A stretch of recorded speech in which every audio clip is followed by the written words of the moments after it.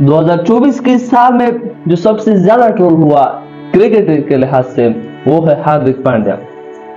और इस बात का तस्करा हार्दिक पांड्या ने खुद भी किया है कि मैं पिछले 6 महीनों से काफी ट्रोल हुआ।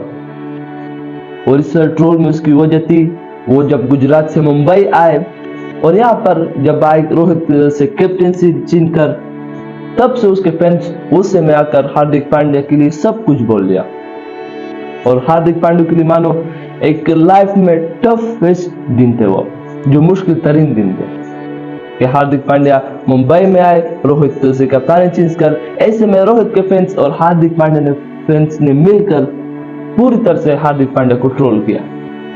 पर ये सिर्फ इन 6 महीनों में ये सिर्फ हार्दिक पांड्या का ट्रोल नहीं था, एक और भी ट्रोल था जो इसकी वाइफ थी, नताशा स्टैनकोविक पांड्या। पहले इसके नाम से जानी जाती थी, बाद में उसने इंस्टाग्राम से ये पांड्या का नाम डिलीट कर दिया, नताशा स्टैनकोविक कर दिया।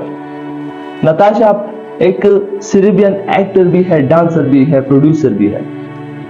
और नताशा की इस हरकत के बाद शायद लोगों में सवाल पैदा हुआ था कि हार्दिक और नताशा के दरमियान डाइवोर्स हुआ है, तलाक हुआ है या नहीं, ये सवाल था।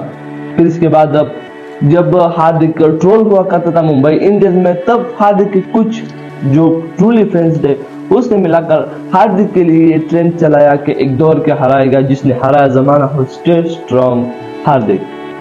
जब इसने ये ट्रेंड चला रहा था तब इसमें भी नताशा नहीं था।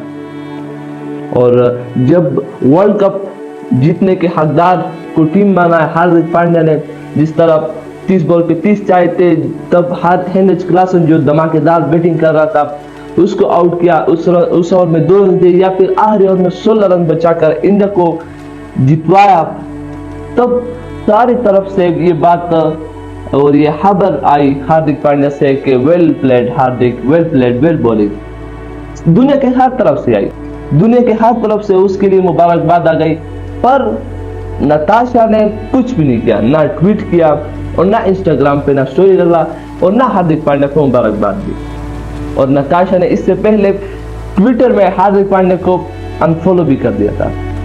तो ये मामला ज्यादा छिड़ गया था कि नताशा और हार्दिक के दरमियान डाइवोर्स हुआ है, यानी तलाक हो गया है। तो अब ऑफिशियल स्टेटमेंट आकर नताशा ने भी कह दिया और हार्दिक ने भी कह दिया कि डाइवोर्स हुआ है। दोनों ने सेपरेटेड इख्तियार कर ली और एक ऐसी जगह पर जहां पर हार्दिक ने भी कहा कि हमने अच्छा वक्त गुजारा और नताशा ने भी ये कहा अपने जो डाइवोर्स की जो लिस्ट है उसने कहा। उसकी जो बेटी थी अगस्त्या, उसको कहा कि ये को पेरेंट रहेगी, हार्दिक की भी बच्ची रहेगी और नताशा की भी इस तरह को पेरेंट रहेगी। आपको बताया कि हार्दिक और नताशा की जो शादी थी वो हुई थी 31 मई 2020 को। फिर इसके बाद हैरानी वाला खबर ये थी कि सेम ईयर 30 जुलाई यानी 2 महीने बाद उसकी बेटी बॉर्न होती है, पैदा होती है, उसका नाम अगस्त्या रख दिया जाता है। हार्दिक और नताशा जिधर भी जाते थे एक ब्रांड हुआ करते थे, साथ में फोटोग्राफर लेना, सब कुछ थी इन दोनों सेलिब्रिटीज के सामने।